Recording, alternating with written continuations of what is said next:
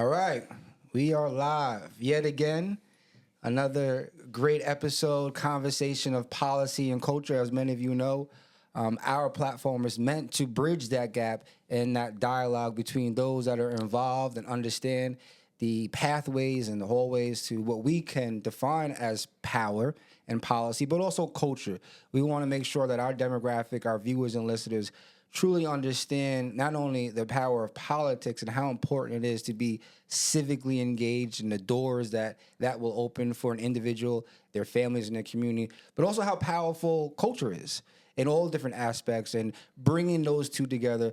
And so we're extremely grateful and excited about our very special guest today. This is an individual that not only is in the top tier of what it means to be within that realm of power and policy, and we're going to really have him break down the different layers of influence that the labor movement has today, but also is extremely culturally relevant, an individual that is a good friend of our platform, a good friend of minority millennials and all the work that we do. By far has the best hair in the industry, may have the best hair in America, if not the globe. I'm jealous all the time. Hasn't lost a strand of hair probably. And is also, I think it's interesting. I've seen you speak a number of times, Maddie. It's probably one of the best I've seen as a lost art, I would say, is an incredible orator. And so why I say that is, especially now or in general in history, individuals that lead movements like the labor revolutions and different movements, you always had an individual that was a great orator, had the ability to communicate and speak not only the pains of the movement that they're representing, but speak and represent the solutions to the problems that they're trying to solve. And that's incredibly important for our platform, Policy and Culture, because we're trying to break down these extremely difficult topics, these issues that are going on, socioeconomic, and be able to feed that to our community so they can really digest it and become healthier, not only mentally, but in a political realm. So without further ado, we would like to give a warm welcome to our special guest, the president of Building Trades of Suffolk and Nassau County, Mr. Matty Aracich. Thank you. I appreciate it. Both you guys are the best. Absolutely. Yeah. And like I said, it's an honor. We're very grateful to have you on here. You know, we've been able to build with you now, I think probably about the last 2 to 3 years in a real raw and organic way. And so when we have these conversations, we really like to start from the beginning of an individual's journey to where they are now. But I do think it's important, if you can, just kind of break down your role right now, the definition of that, and then we'll scale back. Sure. So my role, most people think that it's, to grieve some of the things and fight for some of the perspectives that each particular local has. And that's really not what I do. In fact, you guys say it best with policy and culture. The reason is when you add the two together, what it does is it creates opportunity. And that's what we want to do. So the opportunity for us is now being an economic development officer, which means working with the electeds, working with those that are in government, working with those that are private developers. This is the path which creates the opportunity for us to go ahead and work not only internal, but also to make sure that we can expand and use opportunities for those that are in the communities. This way, we can live, work, play, and stay on Long Island. Yeah. Yeah.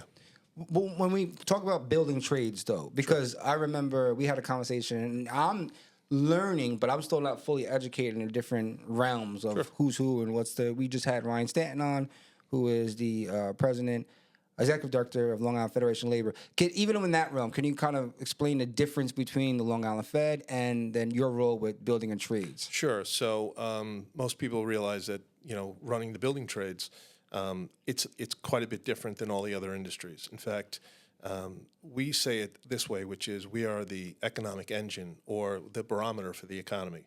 The reason is if we're fully employed, that means that everybody else is benefiting from that.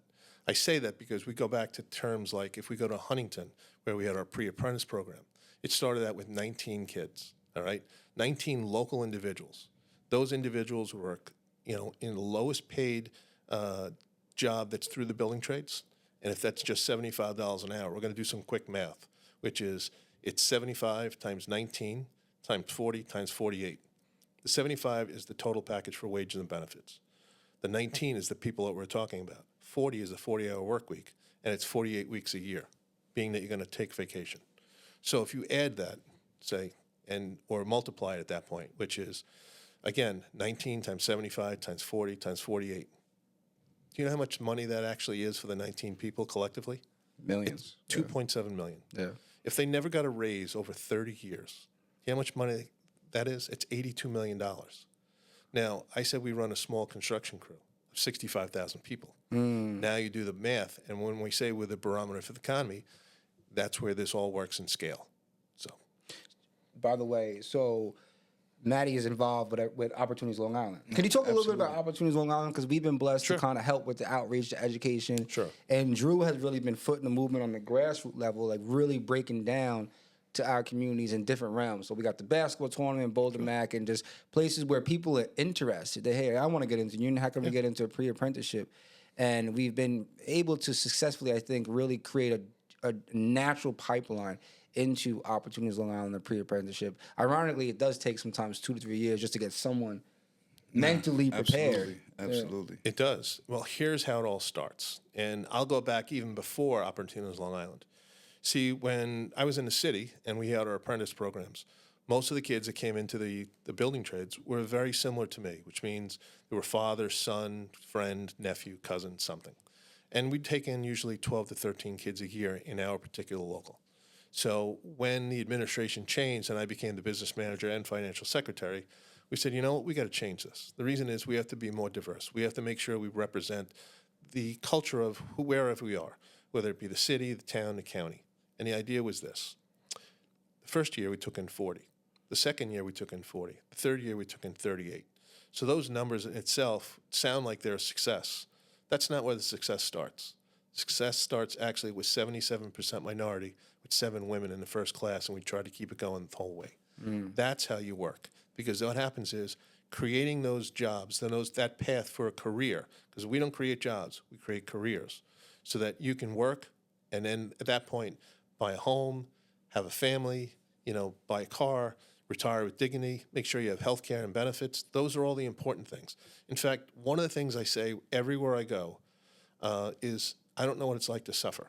And I don't mean to be condescending, because that's not what it's brought out to be. It is, I have 3 generations spanning 106 years in this industry. I don't know what it's like to suffer, and I don't want anybody else to suffer. I want to bring them along as well. So when I became the president of the council, we had 60,000 members in Long Island. We now have 65,000 members. And we did that over a course of about 4.5 to 5 years. So there's where the success goes. And on top of that, this is where that economic development part comes in, which is working with the officials, working with developers to make sure that we get the boots on the ground to show them we don't really just want the jobs, we need the jobs. That's what makes us successful. And I think that's what intrigues me the most. Dan left out, too, in the introduction. Maddie got, like, the firmest handshake. That's a fact. Maddie got the firmest handshake, right? And speaking to him, like, your interest in workforce development, kinda, and like you said, with the economic development, we have problems like, I don't want to say problems, but we run into roadblocks with elected officials just pulling off a basketball tournament. And you guys are kind of into the forward thinking, I say, with the economic development, with the Sands Casino, the offshore winds.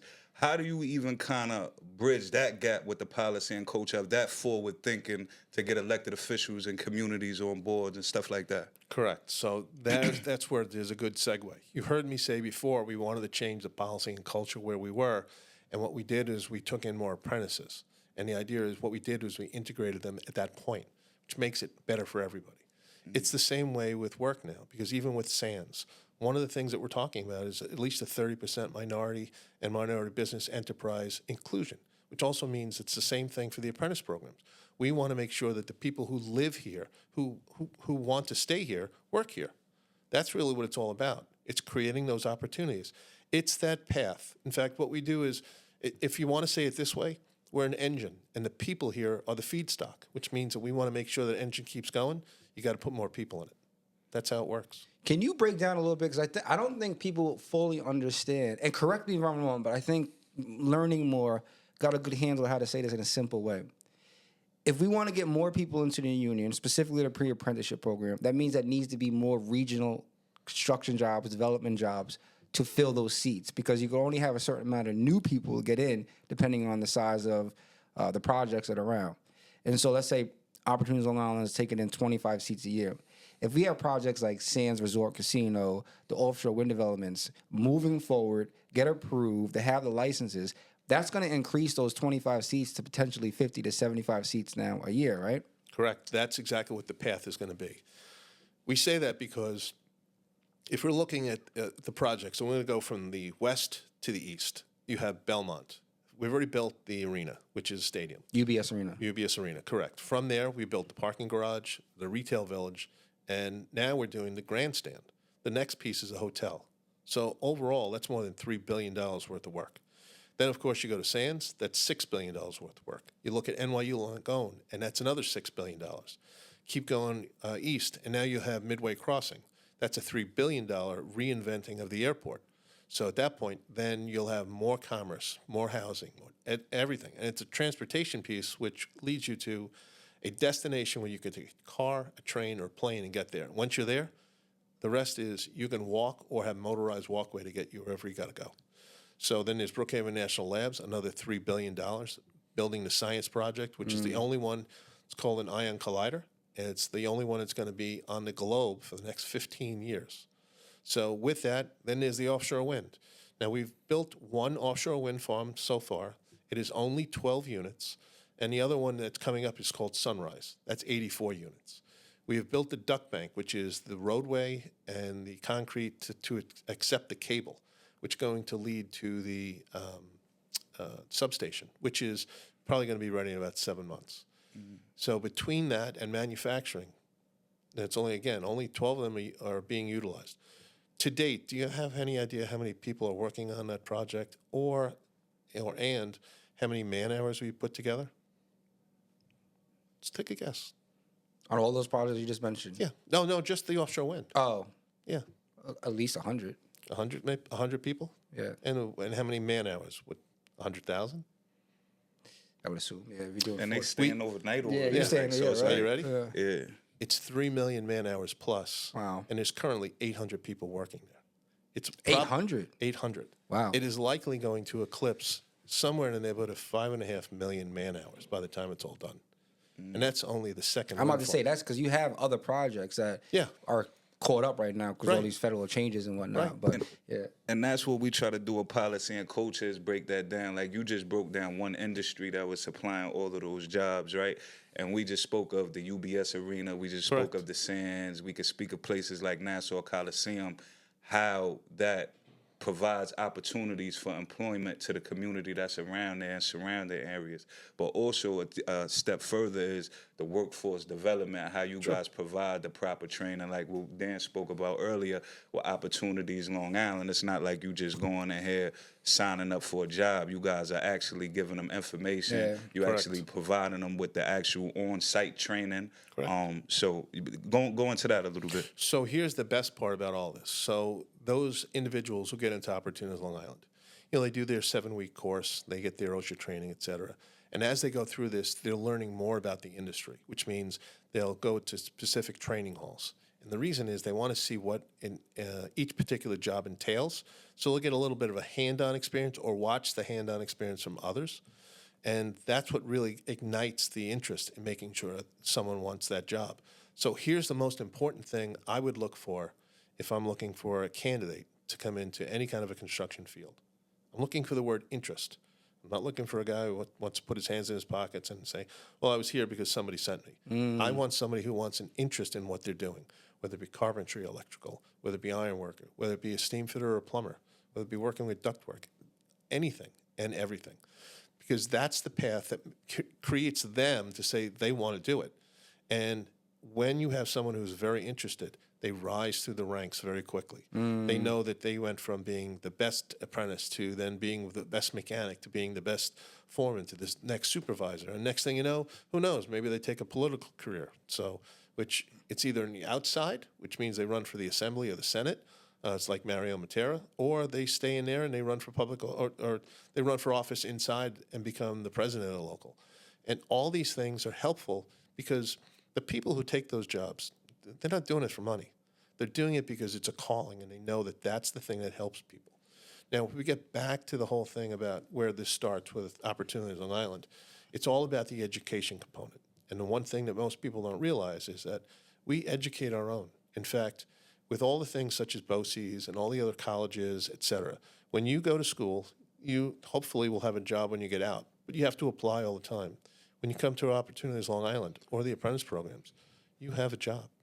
It's a guarantee you have a job when you're done. There's the difference. So let's just say you go to a college, and you can name any one of them. It doesn't really matter. You're spending an awful lot of money, even if it's $50,000 a year. Okay, so 50, and you're in for 4 years, that's a $200,000 bill.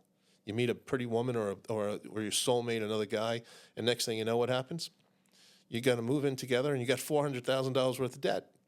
So, and of course, you want to save your money. Even if you make a $100,000 salary, which is good, it's hard because the rent's on the island. It's hard to get a home. So what you're doing is you're struggling. So what if I tell you this? Coming into the building trades, you have 4 years. You'll have 4 years of health care benefits, 4 years of pension credits. You'll have all the training you're talking about. And by the way, it's all paid for. That's right. It's all paid for. In fact, we train, graduate, and certify more people in the building trades than all private colleges combined at no cost. That's why our business model is exactly the workforce development model that works for the entire country. You know, that's a great point. I think there's so many things I want to ask you right now. I don't want to jump around too much, but you just said something. One of the interviews we did, it's still, I mean, the discussion in Discord about this is going back and forth crazy. Yeah. It was with Dr. Timothy Sams, who's the president of SUNY Old Westbury. And we were talking to him about workforce development. Obviously, he's the president of a SUNY college, university. And we asked him specifically because when we talk to kind of like our demographic and our community, right now you're seeing a shift where it used to be specifically for, I would say, Black and brown millennials, our age, was go to school, go to school, go to school. And we're seeing what you just said. Not everyone's getting that return on investment. We're not even getting up to a $200,000 salary when we just got all this debt. In any other business model, that would be a bad investment. Yeah. So we asked him, in your opinion, is it still worth it for a lot of students that come from potentially underserved communities or just in general in this day and age to go to a higher education? He actually said no other community around puts gives their best and brightest a hammer and a screwdriver. Right. Which was interesting. I think there's something to that. But as you mentioned before, you're 3 generations and you've never actually had to necessarily suffer, right, economically. Correct. Doesn't mean you're not working hard, because I do want to talk about that. Correct. Because I think that is a misnomer with the hard work that goes into this role. But do you think moving into the 21st century economy, depending on who the individual is it more of a better investment to just go right into a skills trade or pursue higher education? It's funny because here's the question you have to ask yourself. I've done many of these seminars, or I'm a speaker at one of them, and the first question I ask if there's 300 people there is, how many people are doing exactly what they thought they'd do get out of high school? And the answer is really nobody. So even myself, I didn't start here. I started out as a commercial diver right out of high school. I used to rebuild Amtrak train trestle bridges. Used to be a hard hat diver. From there, I left. I went to work for the United States Geological Survey, measuring seismic activity and water flow, because someone felt that I had a brain. From there, I went to work for the United States Navy, where I drove a forklift. And that forklift, which everybody thinks they know what forklifts look like, was 100 tons, and it was the length of a tractor trailer. So completely different industries. Then I come into the construction industry through the 3 generations that we have. And at that point, I ascended through the ranks simply because I worked hard. It's having the good culture of making sure that you have good morals, good work ethic. And the fact is that you show up on time or very early. The answer is it's really better to be early, because if you're early, if you have a problem, you'll never be late. There's always a reason to fix it. There's always a way to adjust your schedule. You can compensate for anything. But that's the thing. And my father told me a long time ago, if the boss asked you to work for overtime, go to work for it. He goes, it's not about, the money, because he doesn't want to pay you more money, but he needs you. And the more he can count on you, the more you're going to be able to be a valuable asset to him. Yeah. And it's not just him, it's everybody around you, because you become a team. So it doesn't make you a person which is, kissing the boss's butt. It's not like that, because you still hold true to your benefit, and your morals, which is, this is wrong, this is right, and this is why I'm doing this. So Yeah, look, I've been very successful. I've been very fortunate, very charmed life. So I just want to see everybody else have the same charm. But talk about how hard that work is, though, because when we're out there, like, I want to get in a union. I want to get in a union. Sure. And it's like 7 to 3, and you got to basically get there at 6:30. You know, Erica's not playing. Oh, We're talking about At all. She's a tough girl. I'll tell you. she will investigate the BS. Like, there's a couple people that call, yo, hit up Erica, man. I'm like, we call her Miss 3 Zooms. I'm like, yo. Yeah. How you miss 3 Zoom conferences? Yeah. Somebody said they got into a car crash and she needed a picture. She wasn't going for none. Well, if that's she didn't exactly take what it the is. picture. She wants validation, is what it is. Yeah. If you say something, you better own it. You know. Yeah. So yeah, she's the perfect person for that role. Oh, yeah. You know, she's sweet looking. She's very to a point of very people feel comfortable. And then when you do something wrong, it's like when your father said do this, and you said no. It's kind of like, say what? But she's also leading by example. It was a couple times we was down there where she was sick as a dog, had to make sure the kids got to school, and she made sure she got there. Yeah. So she's leading by example with no excuses. Probably her 3 best words are "suck it up," because that's what it is. It's I know you have a headache. I know you're not feeling well. You know what? Get through it because people are counting on you, and that's the difference. You have to be sure that this is a team. It's a team effort. Yeah. Shout out to Erica Rector, director of Shout out to Erica. Good People's. But just talk a little bit about the work, though, because, again, I don't want to confuse people as to this is still physical labor. Oh, yeah. Yeah. So can you just talk a little bit about the different labor industries as well from construction that fall under building trades? Sure. So we can start from the beginning, which is first it's the excavation, which is when you're excavating, the operating engineers are using heavy equipment. And it's a very intricate and exacting formula when it comes to digging for a foundation. I mean, 1 inch and it's like a problem. That's how difficult it is. So ensuring that you are exactly where you're supposed to be with, the surveyor who uses all the technologies in his tool bag to make sure that you're on the mark for everything you're doing. So now that's where the skill set of the operating engineer comes in, because everything's got to be perfect. Following that, then you have the next thing, which is the plumber. The plumber has to go ahead and make sure that they put their pipe in for the sewer, the water, et cetera, and make sure that it's in exactly the right place, because the next guy that comes in is actually the lather. And the lather is the guy who's tying all the iron together, the reinforcing iron. With that, he doesn't move it there, the laborer does. The laborer moves the iron, and what happens is that person, it's just all he does is just keep pumping material back and forth. And these rods are sometimes 120 pounds a piece. When you have 2 people on it, you just walk, and it's all day long.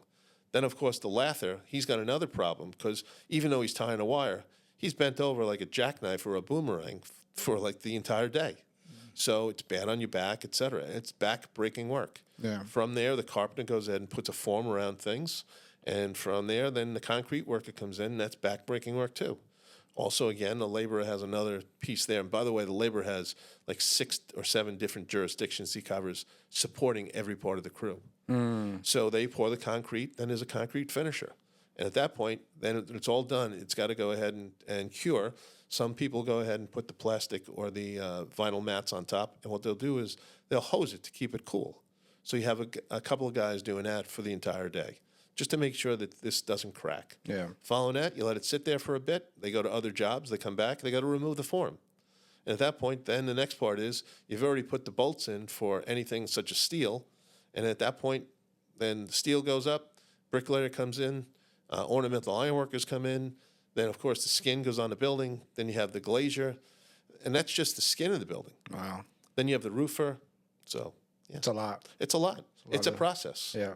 It's a process. So. This is how we build America, right? Or just build nations America. And infrastructure and whatnot. Yeah. And the one thing is, each and every one of those individuals are the experts in their field. So, and the only one that's the expert on all of it is the guy who's the supervisor for the GC or the developers. The reason is he may be the expert at watching it all and knows exactly what has to come in, the timing, et cetera.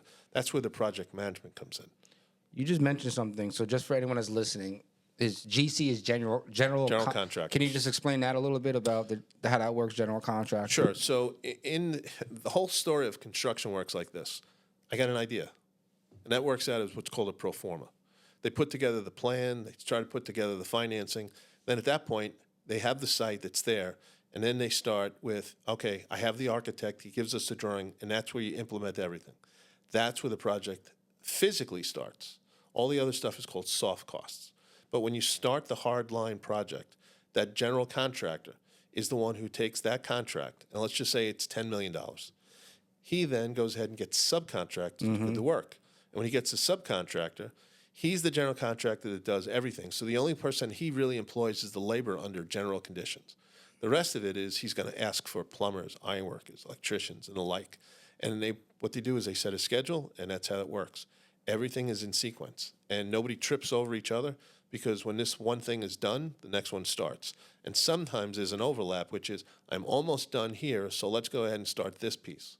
Because sometimes it's just layout. Yeah. And again, they don't trip over everybody.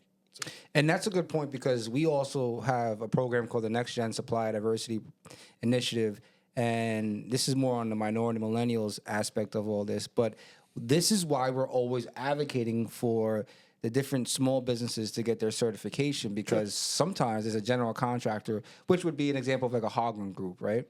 Correct. That can work on these massive regional projects and then need to subcontract to smaller firms. Whereas if a business doesn't have to be, but especially if you're a minority or women, has a certification, there's more of an incentive and almost a value position to get that subcontractor award for. And this is why we're trying to help people get their certifications, position them, depending on what the industry is and what they do. That's also a big thing. Correct. Is that we don't want people just to get their certifications and you're not aligned to the potential opportunity, the contract, or the RFP and bid. So all of this ties together, and we're hoping that if you're listening, and as Maddie's breaking this down, think about what he's saying. You have a massive regional project, and from the start of that project, from excavation to the end of it, these are different roles that a subcontractor can fill.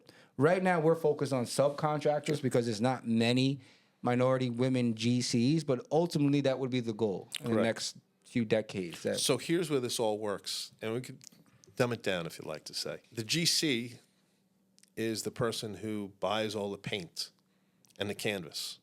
And what happens is when you take the subcontractors and the workers, they're the ones that create the masterpiece. They're the ones that turn the finish, the color, the look. Yeah. All by design on somebody who had a vision. Mm-hmm. So we execute the vision. There we go. Yeah. There we go. Yeah, that makes a lot of sense. Can you talk a little bit about, because when we mentioned UBS, Nassau Coliseum, even potentially Sands Resort, and even Midway, there's a huge hospitality industry. Right. There's a lot of young black and brown people that work in hospitality, but in general, there's a big industry in hospitality. And why this is so important to have these type of regional projects to provide jobs, because I don't know about UBS, but I know that Sands Resorts has committed to a PLA for those positions to be union labor. Correct. How important is that? It is tremendous, because that sends a signal to a lot of people. It sends it to the finance world, which says there's no screwing around. We now know that we have the best and the brightest building this project. We know that we're going to be on time and on budget. Those are the things that guarantee their investment or their return on investment. So that's the one. And when you're talking about the workers, they're also looking at another consistent thing, which is it's the safety aspect, which is we are the safest, best trained in the industry, bar none. You know, New York City and Long Island, there are no better. There just aren't. And when I say that, it's because we take it to the level of making sure that everybody's certified. Everybody has to go through these classes. And even in the things like the offshore wind, it's exactly the same. The GWO training, which is the Global Wind Organization, which is essentially almost like the offshore winds OSHA, we have to get recertified every 2 years. So, and the level of education that's involved in all this is what saves you, so that the person that goes to work is the same person that comes home with all his fingers, all his toes, and his eyes. You mentioned GWO, which I totally forgot, but definitely had to bring it up because we have been blessed as minority millennials to serve as an advisory board member on the National Offshore Wind Training Center. Correct. So can you just talk a little bit about what that is and how that's located? Sure. And, because last time I spoke to Roger, he mentioned there was a good amount of individuals already went through the training. Sure. So we are the only downstate, well, I should say Long Island training facility, which is operational. Even those that have started couldn't stay in business because they just couldn't get the workers to come through. We have more than 350 people which have gone through the programs here, so they've gotten their certifications, and we're looking to expand more. In fact, we have actually turned to the point where we have revenue coming in.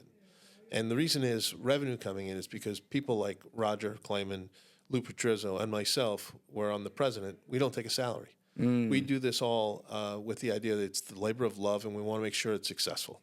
So with that, we put our best foot forward, make sure that the education components work with a group called Maersk, which is the shipping giant, because they're the people that are bar none better than anybody else in making sure the training's there.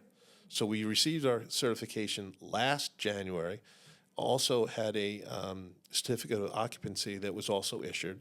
So with all of it, we are now a certified training facility. And we've, like I said, 350 plus people.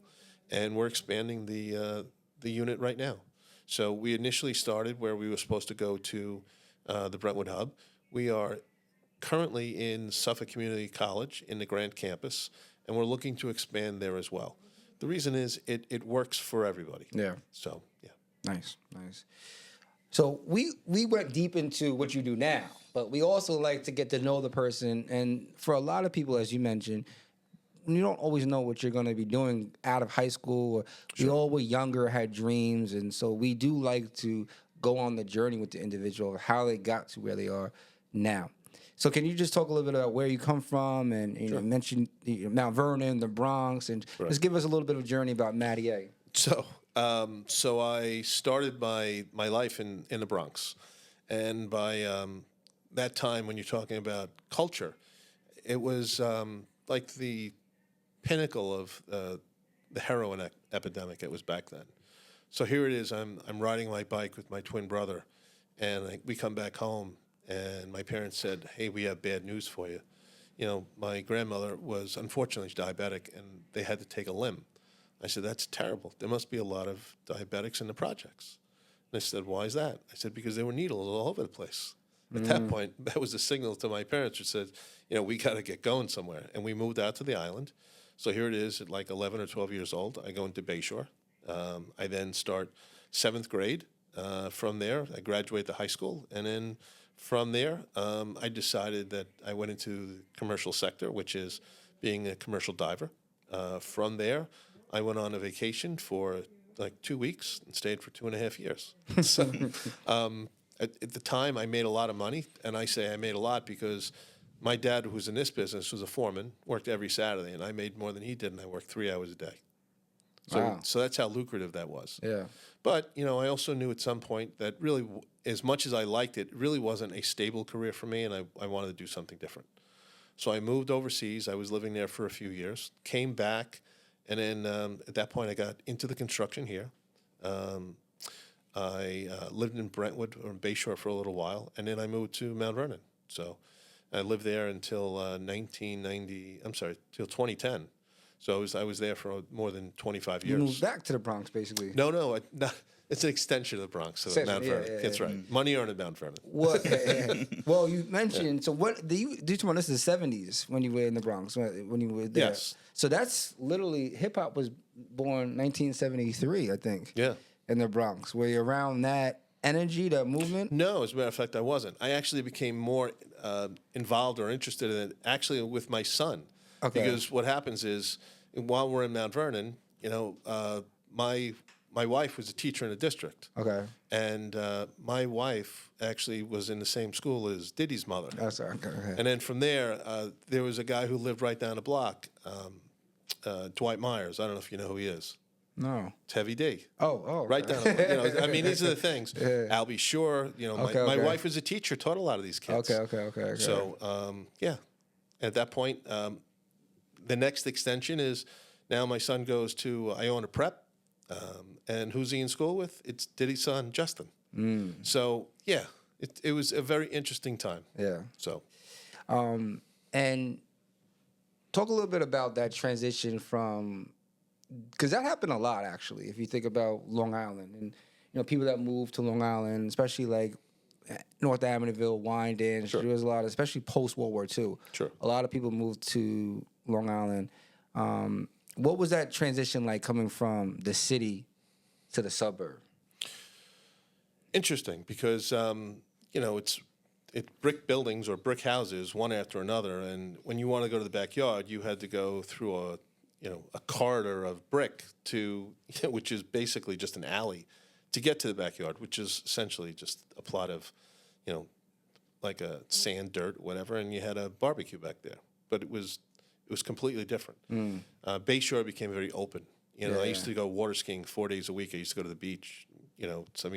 Oh, South Shore, that's right. South Shore is a little bit different. South Shore, yeah. And that's the other thing is there's a difference in culture between the western part of the island, the eastern part of the island, the North Shore, and the South Shore. I mean, 4 distinct different cultures. Way different. Absolutely. Yeah, that's right. So, yeah. Yeah. No, it's definitely something that I'm always interested when we talk about economic development for Long Island, primarily because, in my opinion, right now, I feel like a lot of the working middle class is getting priced out. Correct. Just with everything that's happening. One of the reasons, though, is that there's a certain era, I don't want to necessarily say NIMBYism, but because we've been so reluctant to build more, and this idea that we're becoming Queensified is actually hurting working middle class, especially on the housing costs. Yeah. It's getting insane. So we're like in this crossroads of what to do. So here's the funny part, is as much as it's the NIMBYism, it's really not about the housing component, it's about the schools. Well, yeah, they're taking 70% of the taxes. I know, but that's what it is. I want my schools to be this. So Yeah, by the time yeah. you do that, your taxes are higher. And now that person who wants to buy a home can afford the home, but he can't afford the taxes and the home. Yeah. And that's where this all worked. And because, certain not even certain, districts throughout the island, there's 126 school districts. Yeah. It's not like in the city, which is, you can go anywhere. Yeah. You can go to the Bronx High School of Science. You can go to Stuyvesant. Any of these things. You just take a bus or a train. There is no there is no public transportation that's available that gets you there on time, and it's not accommodating for Long Island. That is, it's funny. I'm in an energy class, and they took up one of the subjects, and we got the one which is called poverty.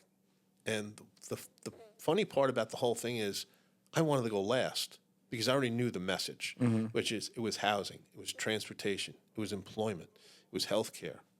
All right, and so we're the 5th model in this. So, I'm sorry, in energy. So now we're the 6th model. So we go through the whole piece, and they go, what is it that poverty is all about when it comes to Long Island? I said, poverty is like this. I said, you've heard about all these other things. I said, and you're trying to buy a home, or you're trying to be successful, or you're just trying to survive. I said, one item in any one of those will keep you in poverty. Or, if that's the case, it'll make it so you can never get out of poverty, which means if the fuel bill goes too high, how do you afford it? If there's no transportation, I can't get that other job. If I don't have the education, I can't go to the next step. So these are the things that unfortunately we have to go ahead and fix. Yeah. And by doing things, which is, putting together real housing developments, which are communities, that's what all works, because the community works together to make sure that all these things are conquered. Yeah. Because here's the message that's really important. A lot of people have said the bus social program is a job. And I said, you're almost there. I said the best social program is a union job. Because what happens is you have the protection, you have the safety, and you have the benefits of retiring with dignity. That's where this all works. So that provides you the opportunity. So even if you had 1 or 2 of those other issues, you're going to get out of poverty. Yeah. So Yeah. Why is it, though, in your opinion, like New York State is a very pro-union state. Correct. There are other states, I think like Texas, right? There's other states that are not. yeah. What's that about? Like why? I don't have an answer for that. As much as there's a lot of things that point to reasons, they just don't make sense. Yeah. Wouldn't you want a safer workforce? Wouldn't you want something that comes out faster and on time? And wouldn't you want something that is, for the culture of where you are, wouldn't you want to have local jobs for local people? And that's the whole thing is some of these people, like in the other states, travel to other states to go to work. I think that's insane. Why would you want to live in a hotel for 4 months out of the year? Yeah, exactly. That's what's happening. Exactly. Yeah. And the only thing that happens here, like when people in New York do it, and they take those people and make them work here, all you're doing is you're funding another tax base in another state. Yeah. You're not helping the people here. That's why when we talk about workforce development, it starts with if you put someone to work here, they're going to spend the money here. So for every dollar you spend on a building trades job, you get $1.50 in economic activity. So you're already making money. If you're talking about roadways, if you're constructing new roadways, it's 3.5 to 5 times the amount of money. So for every time you spend $1, you're getting 3.5 or $5 back. Energy is about 9, and the offshore wind is even higher, which makes it so that each of those people recirculate that money. I'm the boss. I go ahead and pay somebody. That person then goes ahead and goes to the gas station, puts his money in a bank, goes ahead and does things like goes to the store, wants to go to the movies, wants to go do a sporting event, has to go ahead and get his car fixed. All that money is circulated locally. That's why when I went back to that 19 times 75 times 40 times 48, that's real money that stays in the community. Yeah. It's recirculating it. That's what makes everybody successful. And it's a thriving ecosystem. It is an ecosystem of opportunity. Correct. I have a few more questions, but I'm very curious. Every time I run into you in events, like you have a very comedic energy. Like you definitely have the most one-liners. I don't even know how you remember most of these. You told me one is be positive. I was like, that's still that was a good one. That might have been one of your best ones. Yeah. What was it? He was breaking down something. I don't know if you want to say it. I'll do it very quickly. So a man's lying in bed and he's dying, and they said the only way to go ahead and save him is to go ahead and give him a transfusion, but they can't communicate with him because he's just not loud enough. So they said to the wife, hey, do me a favor. You need to get to this, and we got to get it done in the next half hour. Otherwise, he's got no chance. So she walks over to him, says, honey, I want to let you know the doctor said a transfusion will save your life. So it's really important that you do this. So he starts to mouth some words. She puts her ear down and says, yes, honey, I know you love me and stuff, and I got it, and you're very supportive. So she goes, but the doctors need to know your blood type. So he goes, next thing you know, she leans over against, I understand. And you've provided for me my whole life, and I appreciate it. But the doctors need to know your blood type. So all of a sudden, he says, and you couldn't really hear him, but you could see he was getting agitated. And all of a sudden, he has a heart attack, and that's it.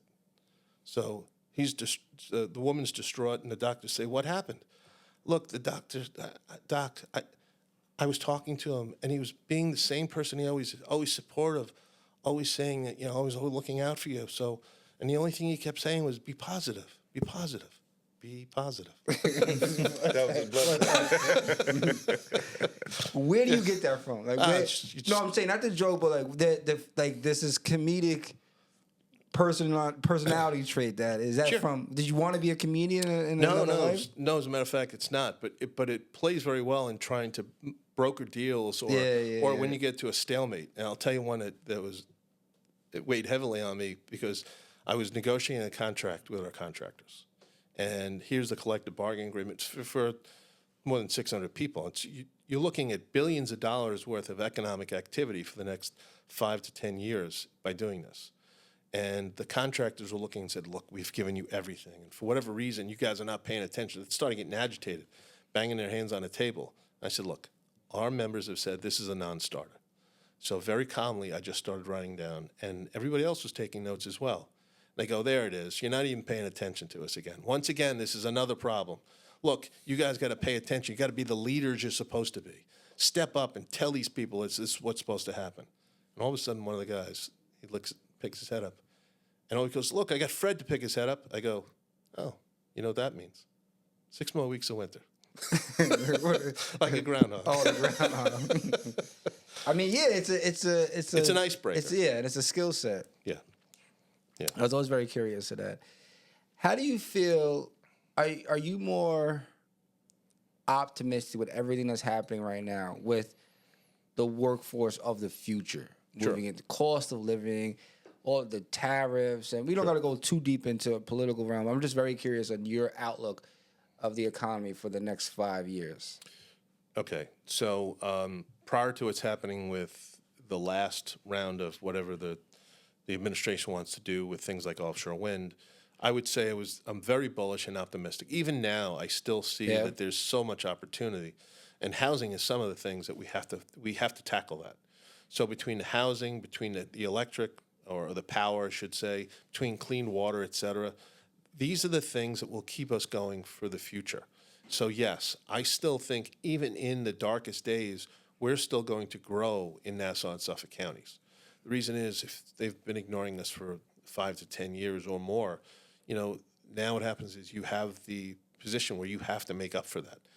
You have to make sure the water quality is good. You have to make sure that sewers are available. Yeah. You have to make sure housing is there. Without it, you're going to become stalemate. But there's so much opportunity that was directed at Long Island. In fact, $96 billion worth of investment, which is projects that we talked about before. Belmont, NYU Langone, Sands, Midway Crossing, Brookhaven National Labs, Yeah, a lot. the offshore wind. And that doesn't include things like roadways, bridges, et cetera. Yeah, Where did the innovation even come into play? Because it's like just being out here on Long Island, like you said, it's like just yards, to even think casino, to even think building like this. Like, where did the innovation come in on that part? Sure. So from the building trades perspective is anybody who comes to us with an idea, we listen. Listen with 2 ears, and you only speak with 1 mouth, so you use those twice as often. And the idea is making sure that you get everything you need to make a rational and good judgment decision. With that, we just say that at that point, we're either partners or we're not. But we know that by putting our best foot forward, by utilizing the culture of getting the members to do the things they're supposed to do, which is to come to the events, to make sure that they know that the legislators know that we are a force. Sometimes it's the force that says, listen, they're a voting bloc, and we try to use that the least. We just want to make sure that they know this is important to us and we're constituents. This is important to us and we're Long Islanders. And without this, you're only going to increase the costs, or you're going to make it more difficult for us to organize. The one thing that you can bet your or hang your hat on is the electeds are looking at us for a couple of reasons. They know that we offer something that they want, which is jobs. They also know that we offer something they want, which is local community. We also have the education component, and we also know that it's local. And we also offer the other ability to help them, if they help us. And this is not a quid pro quo. This is not what that's meant, which means that we want to make sure we support the people that are supporting Long Island. Yeah. And if everybody goes along with that, we'll be happy to support you. Yeah, and I think to that point, I was surprised by Garbarino, Congressman in the 2nd District, actually stood tall on the clean energy tax credits, and now is kind of building a coalition of 20 Republican Congress members, not just New York, primarily East Coast, to say in this budget we need to keep some of these tax credits because there's so much investment, and to your point, That's right. jobs. That's right. So I was very surprised, and that's my district, so Sure. 2nd District. So what you don't know is that a letter was circulated only 3 days ago, Really? which has 20 people on it, Yeah. which says that we're standing with the tax credits. Yeah, Correct. yeah. Correct. Yeah, I mean, and that this isn't just talk. That's bold. That's bold stuff, Right which now. says I'm putting my job at risk, my election, because if some people don't like it, that's one of the things that they'll run against you on. But the answer is he's standing up for the people. And I'll tell you, Andrew is a tremendous congressman. He's very well respected. I believe that beside that, he's extremely intelligent. People like him. Yeah. And I was iffy with him, but both this sides. right here, I was like, I respected the boldness. Yeah, Because that was big Yeah. to do that, especially right now. that's correct.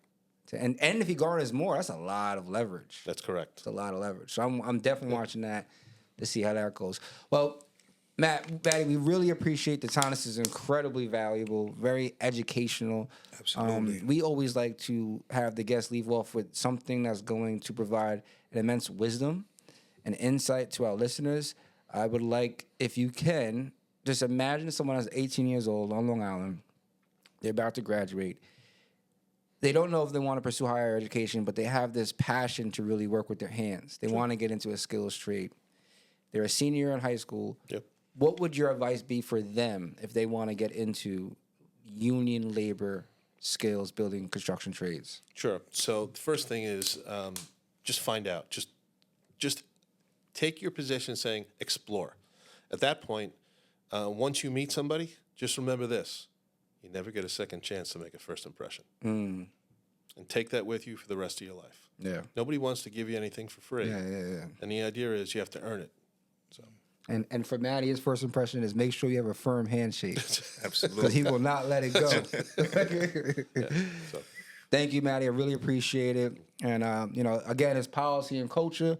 We have our big event coming up Thursday, April 10th, 3rd Annual We Are the Future Summit, live at the iconic Nassau Coliseum. A lot of special guests.